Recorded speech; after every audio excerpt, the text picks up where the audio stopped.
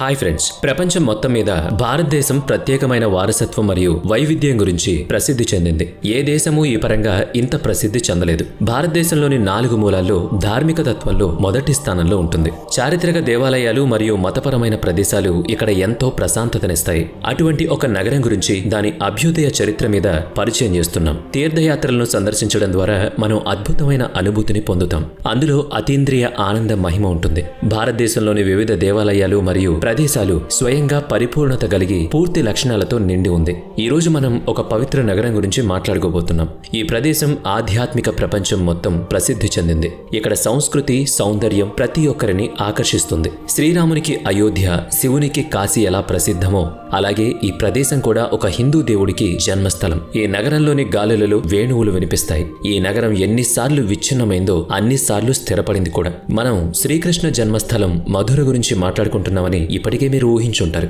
భారతదేశంలోని ఉత్తరప్రదేశ్ రాష్ట్రంలోని ఈ అందమైన నగరం యమునా నది ఒడ్డున ఉంది. దీన్ని బ్రిజ్ భూమి అని కూడా అంటారు. ఈ నగరం దేశ రాజధాని ఢిల్లీ నుంచి దక్షిణం వైపుకు 145 కిలోమీటర్ల దూరంలో ఉంది. ప్రస్తుతం ఇక్కడ జనాభా 45 లక్షల పైమాటే. హిందూ ధర్మంలో మధుర ప్రత్యేకత, పవిత్రత గురించి కొన్ని పుస్తకాల్లోని విషయాలను జోడించి తెలుసుకునే ప్రయత్నం చేద్దాం. మధుర నగరం చరిత్ర దాదాపుగా 2500 సంవత్సరాల పూర్వం నాటిదే. యమునా నది ఒడ్డున ఉన్న ఈ నగరం హిందువులకు చాలా పవిత్రమైంది. దీని చారిత్రక, పౌరాణిక విషయాలు పురాణ గ్రంథాల్లో కూడా మనకు లభ్యం అవుతాయి. పవిత్ర గ్రంథమైన రామాయణంలో కూడా మధుర ప్రస్తావన ఉంది. శ్రీరాముడి సోదరుడైన శత్రుఘ్నుడు రావణాసురుడు అనే రాక్షసుని సంహరించి ఈ నగరాన్ని సొంతం చేసుకున్నాడు. మధుబన్ అన్న పేరుతో కూడా ఈ నగరాన్ని పిలుస్తారు. దట్టమైన అడవిలో ఈ నగరం ఉండడం వలన మధుపురి అని, కాలక్రమేణా అదే మధురగా మారింది అని చెప్తారు. ఈ నగరం శ్రీకృష్ణ భగవానుడితో ముడిపడి ఉంది.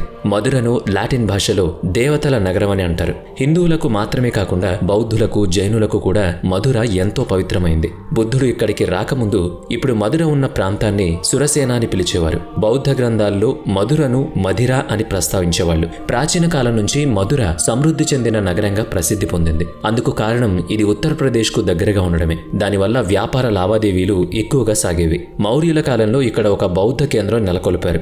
దానివల్ల చాలా కాలం పాటు ఈ కేంద్రం అస్తిత్వంలో ఉండింది. సామ్రాట్ అశోకుడు కూడా ఇక్కడ ఎన్నో బౌద్ధ స్తూపాలను నెలకొల్పారు. కుషాణ వంశస్థుల గురించి చెప్పుకోకపోతే మధురా నగర్ చరిత్ర సమాప్తి కాదు. ఆ వంశంలోని కనిష్కుడు మధురని రాజధానిగా చేసుకుని పరిపాలించాడు. ఈ కాలంలోనే ఒక ప్రత్యేకమైన కళను కూడా అభివృద్ధి చేశారు.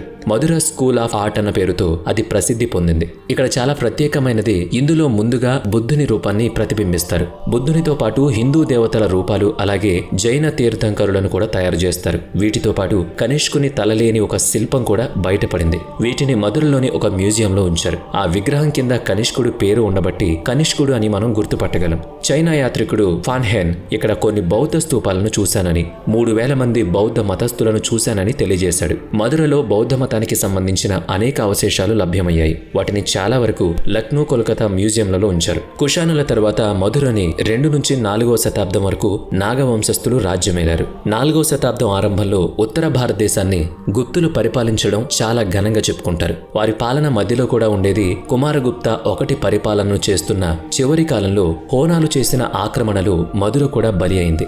ఆగంతుకులు ఈ నగరాన్ని చిన్నభిన్నంగా చేశారు. 7వ శతాబ్దంలోని వర్ధన వంశస్థుల్లోని రాజా హర్షవర్ధన్ ఈ నగరాన్ని మళ్లీ సుభిక్షం చేశాడు. 12వ శతాబ్దంలో ఈ ప్రాంతాన్ని గార్జరీలు, ప్రతిహరులు, గద్వాల వంశస్థులు పరిపాలించారు. వీరిలో చెప్పుకోవాల్సింది 11వ శతాబ్దంలో భారతదేశంలోని అనేక ప్రాంతాల్లో ఎన్నోసార్లు దురాక్రమణలు జరిపిన మహమ్మద్ గజనీ గురించి. ఈ క్రమంలోనే మహమ్మద్ గజనీ మధుర మీద కూడా 1819లో దాడి చేశాడు. ఇది మధురపై 2వ దాడి కాగా గజనీకి మధురపై మొదటి దాడి. ఇక్కడ దేవతామూర్తుల విగ్రహాలకు చెందిన బంగారం, వెండి, వజ్రాభరణాలు అన్నీ తీసుకుని వెళ్లిపోయాడు. బంగారం, వెండి విగ్రహాల తరలింపులో గజనీ 100 ఒంటెల సహాయంతో తరలించాడు అంటేనే అర్థం చేసుకోవచ్చు ఎన్ని విలువైన ఆభరణాలు, విగ్రహాలు అక్కడుండేవో. దానికి తోడు గజనీ అక్కడ ఒక శిలాఫలకం మీద ఎవరైనా మధుర వంటి గుడి లేదా భవనాన్ని నిర్మించాలి అనుకున్నా కనీసం కలగన్నా సరే 1000 బంగారు నాణేల సుంకం చెల్లించాలి అని హుకుం జారీ చేశాడు. ఇది జరిగిన 200 సంవత్సరాల తర్వాత కానీ అక్కడ మందిరం ఏర్పాటు చేయలేకపోయారు. దాదాపు 5 స్వచ్ఛమైన బంగారు విగ్రహాలు అక్కడ ఉండేవి. ప్రతి విగ్రహం 15 అడుగుల ఎత్తు, 5 మీటర్ల వెడల్పు ఉండేవని అంటారు. ఆ విగ్రహాల కళ్ళు పచ్చలతో పొదిగి ఉండేవి. ఒక్కొక్క విగ్రహం 5,000 బంగారు నాణేలతో తయారైంది. 11 నుంచి 16వ శతాబ్దం వరకు ఎన్నోసార్లు ఈ మందిరాన్ని ధ్వంసం చేసినట్లు చరిత్ర చెప్తోంది. 1951 నుంచి 1380 వరకు ఢిల్లీ ఫిరోజ్ షా తుగ్లక్ పాలన కింద ఉండేది. అతని ఆధీనంలో ఉన్న అన్ని పుణ్యక్షేత్రాలను ధ్వంసం చేశాడు. అంతేకాదు, తీర్థయాత్రికులను కానీ లేదా ఏ నదిలో అయినా పుణ్యస్థానాలు కానీ కనీసం ఎవరిని అనుమతించేవాడు కాదు. వీటిలో మధుర కూడా ఉంది. ఆ తర్వాత 1500లో సికిందర్ లోడి కూడా మధుర మీద దురాక్రమణ చేశాడు. 1514 వరకు జరిగిన లోడి దురాక్రమణలు మధురను పూర్తిగా ధ్వంసం చేశాయి.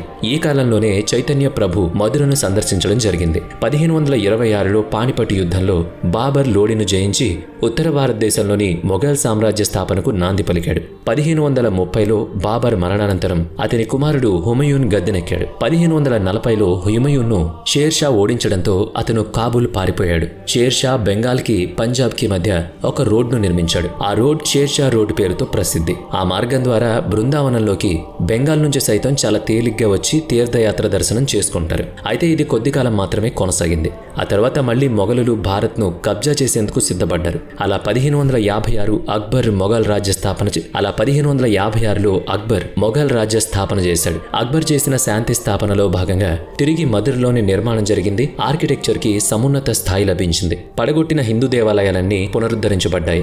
షహన్షా కాలం ద్వారా ఇలా కొనసాగింది. కానీ నిరంకుశ ప్రభు అయిన ఔరంగజేబు పీఠం ఎక్కాక కథంతా మారిపోయింది. 1670లో ఔరంగజేబు మధ్య మందిరానికి తీరని నష్టం చేకూర్చాడు. 1757లో నాదిర్ షా కమాండర్ గా అహ్మద్ షా మధుర మీద భీకరంగా దాడి చేసి శవాల గుట్టల మీద రాజ్యం చేశాడని చెప్పారు.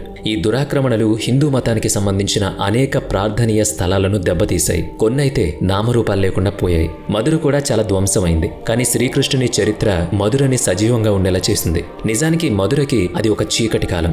ఆ తర్వాత కొంతమంది వ్యాపారస్తులు, హిందూ మత బోధకులు మాత్రమే గుళ్లని, అక్కడ ఉన్న నదులని సురక్షితంగా కాపాడుకునే ప్రయత్నం చేశారు. తర్వాత 1803లో బ్రిటిష్ కాలం ప్రారంభమైంది. ఇప్పుడు మధుర హిందువులందరికీ మనోరంజకమైన ప్రదేశం. అక్కడ బృందావనం శ్రీకృష్ణుడు తాండవించిన ప్రదేశంగా చెప్పుకుంటారు. అందుకే శ్రీకృష్ణుని భక్తులకే కాదు, ప్రతి హిందువులకి కూడా ఆరాధ్యనీయమైన స్థలంతో పాటు మనశ్శాంతి లభించే ప్రాంతంగా పేరొందింది. మధుర యొక్క ప్రాముఖ్యతను తెలుసుకుందాం. మధురకు హిందూ ధర్మంలో ప్రత్యేక స్థానం ఉంది. ఒక గొప్ప పుణ్యతీర్థంగా మధురను భావిస్తారు. శ్రీకృష్ణుడు ఇక్కడి వీధుల్లోనే చిన్నప్పుడు ఆడుకున్నాడని, ఇక్కడ పెరిగి పెద్దవాడయ్యాడని అంటారు. ఇక్కడ ప్రతి చెట్టు, పుట్ట, ఇల్లు, గడప శ్రీకృష్ణుడిని ఏదో ఒక లీలను మనకు చెప్తూనే ఉంటుంది. ఇక్కడ ప్రతి అణువులోనూ శ్రీకృష్ణుడు తాండవిస్తున్నట్టుగా అనిపిస్తూ ఉంటుంది. సాత్పురాలోని అత్యంత ప్రసిద్ధమైన తీర్థయాత్ర మధుర. ఇక్కడికి చేరుకుంటే మోక్షం లభిస్తుందని నమ్ముతారు. తీర్థయాత్ర స్థలంతో పాటు ఆకర్షణీయమైన పర్యాటక ప్రదేశంగా కూడా మధుర ప్రసిద్ధికెక్కింది. మధుర భారతీయ సంస్కృతి సాంప్రదాయాలకు ప్రతీక. భారతీయ ధర్మానికి సాహిత్యం పేరు పొందినట్టుగా చెప్తారు. ఈ ప్రదేశానికి పౌరాణిక మహత్యం చాలా ఎక్కువ. రామాయణంలో కూడా మధురను మధురపుర లేదా మధు అని పిలుస్తారు. మధురకు పురాణ కాలం నుంచి చరిత్ర ఉంది. మధురా నగరం రామాయణ మహాకావ్యంలో వర్ణించబడింది. ఇక్ష్వాకు రాజకుమారుడు, దశరథ చక్రవర్తి కుమారుడు, రామాయణ మహాకావ్య నాయకుడు, శ్రీరామచంద్రుని తమ్ముడైన శత్రుఘ్నుడు ఇక్కడ లవణాసురుణ్ణి సంహరించినట్లు పురాణాల కథనం. తరువాత దట్టమైన అరణ్య దేశం మధుర వనంగాను, మధురాపురంగాను, మధురగాను నామాంతరం చెందింది. పురాణ కథనం, నిశిత పరిశోధనలు లవణాసురుడు శివభక్తుడిగా శివుడి నుంచి త్రిశూలాన్ని వరంగా పొందిన మధుర సంతతివాడని, ఆ కారణంగా ఈ నగరానికి మధుర అనే పేరొచ్చిందని చెప్తారు. యాదవరాజైన మధు పేరు మీద ఈ నగరానికి ఈ పేరు వచ్చినట్లు పురాణాల కథనం. ఇలా ఈ నగర పేరుకి సంబంధించిన పలు రకాల పురాణాలు ప్రస్తావించబడ్డాయి. 6వ శతాబ్దంలో సూరసేనుని సామ్రాజ్యానికి మధుర రాజధానిగా ఉండేది. హిందువుల 7 పవిత్ర క్షేత్రాల్లో మధుర కూడా ఒకటి. అయోధ్య, హరిద్వార్, కాశీ, కంచి, ఉజ్జయిని, ద్వారక, మధుర ఈ నగరాలను గరుడ పురాణంలో తప్పనిసరిగా హిందూ దర్శనీయ స్థలాలుగా పేరుగాంచాయి. అయోధ్య తర్వాత మధుర కూడా గరుడ పురాణంలో అత్యంత పవిత్ర క్షేత్రంగా పరిగణించారు. కాశీని మోక్షదాయకంగాను, మధురను ధన్యదాయినిగాను పేర్కొంటారు. దేవతలకు కూడా ఆరాధనీయ స్థలంగా మధుర ఉంది. మధురలో శ్రీకృష్ణ జన్మభూమి, జై గురుదేవ్ ఆలయం, ద్వారకాధీశ్ ఆలయం, మధురలో విశ్రామ్ ఘాట్ ప్రధాన స్నానఘట్టం. కంసవధ తరువాత శ్రీకృష్ణుడు, బలరాముడు ఇక్కడ విశ్రాంతి తీసుకున్నారని పురాణ కథనం. వీటితో పాటు కృష్ణుని జననంతో సంబంధం ఉన్న గోకుల్, బృందావనం, గోవిందన్, రాధాకుండ్, నిధివనం కూడా దర్శనీయ ప్రాంతాలే. శ్రీకృష్ణుని సంహరించాలి అనుకున్న కంసుడి నుంచి శ్రీకృష్ణుడి తండ్రి అయిన వాసుదేవుడు మధురలో శ్రీకృష్ణుణ్ణి నందుని ఇంట వదిలిపెట్టాడు. రాధాకృష్ణుల రాసలీలలకు గుర్తుగా ఇక్కడ ప్రతి సంవత్సరం హోలీ పండుగను అంగరంగ వైభవంగా జరుపుకుంటారు. ప్రతి నెల బహుళ అష్టమి నాడు, శుద్ధ నవమి నాడు పండుగ వాతావరణం కనబడుతూనే ఉంటుంది. శ్రీకృష్ణ జన్మాష్టమి నాడు భక్తి శ్రద్ధలతో శ్రీకృష్ణ జన్మస్థలమైన మధుర పరవశించిపోతుంది. లక్షల మంది భక్తులు ఇక్కడ తమ భక్తిని చాటుకుంటారు. ఆ సమయంలో మధురలో ఉండే పాపాలన్నీ నశిస్తాయి అన్న నమ్మకం ఉంది. ఇక మధుర ప్రత్యేకతను కూడా తెలుసుకుందాం. మధుర అద్భుతమైన మందిరాలు, గోపురాలతో ప్రపంచ ప్రసిద్ధి పొందింది. బృందావనంలో ఎన్నో ఆశ్రమాలు, గోశాలలు ఎన్నో దర్శనమిస్తాయి. ఇక్కడ విధవ ఆశ్రమం కూడా ప్రత్యేకమైంది. ఎంతో మంది విధవలు తమ భర్త శ్రీకృష్ణుడే అన్న నమ్మకంతో ఉండిపోతారు. చుట్టూ యమునా నదితో విరాజిల్లుతున్న ప్రదేశం మధుర. రాజస్థానీ విధానంలో ఉన్న మందిరంలో ఉన్న బాలకృష్ణుడు సుందరంగా అనిపిస్తాడు. మరొకటి ప్రపంచవ్యాప్తంగా ప్రసిద్ధి పొందిన తెల్ల పాలరాతితో నిర్మించిన ప్రేమ మందిరం అది. రాధాకృష్ణులు, సీతారామ విగ్రహాలు ఇక్కడ కనువిందు చేస్తాయి. వీటితో పాటు కాత్యాయని శక్తిపీఠం, ఇస్కాన్ దేవాలయం ఇవి కూడా దర్శనీయ ఆలయాలు. ఇక్కడ మిఠాయి, మజ్జిగ ఎంతటి వారికైనా నోరూరిస్తాయి. ఇక్కడి మార్కెట్లో రంగురంగుల తిలకాలు, శ్రీకృష్ణుని విగ్రహాలు కనువిందు చేస్తాయి. ఇక్కడి ప్రభుత్వం చారిత్రక మ్యూజియంలో మధుర గురించి తెలుసుకునే అవకాశం కల్పిస్తుంది. వీటితో పాటు మధుర రిఫైనరీ ఆసియాలోనే అతిపెద్ద రిఫైనరీగా గుర్తింపు పొందింది. అలాగే వెండి పాలిషింగ్ కూడా చాలా ప్రసిద్ధి. ఈ రోజు మీ ఆధ్యాత్మికత, తత్వశాస్త్రాన్ని మధుర గురించి తెలుసుకోవడం ద్వారా పూర్తి అయినందుకు భావిస్తున్నాం. శ్రీకృష్ణుని యొక్క లీలలు ప్రపంచంలో ప్రసిద్ధి చెందిన మధురకు మాత్రమే సొంతం. ఇప్పటికీ శ్రీకృష్ణ అనుచరుల హృదయాల్లో సుస్థిరంగా ఉంది. మధుర దేశంలోనే ఒక ప్రత్యేక స్థానాన్ని కలిగి ఉంది. అలాగే విదేశాల నుంచి కృష్ణ భక్తులను ఆకర్షిస్తుంది. మధుర చరిత్ర ఒక పర్యాటక ప్రదేశంగా రూపుదిద్దుకుంటోంది. ఆధ్యాత్మిక సంస్కృతి, ప్రత్యేకతలు ఈ అద్భుతమైన నగరాన్ని తప్పక సందర్శించాలన్న భావనను కలగజేస్తాయి.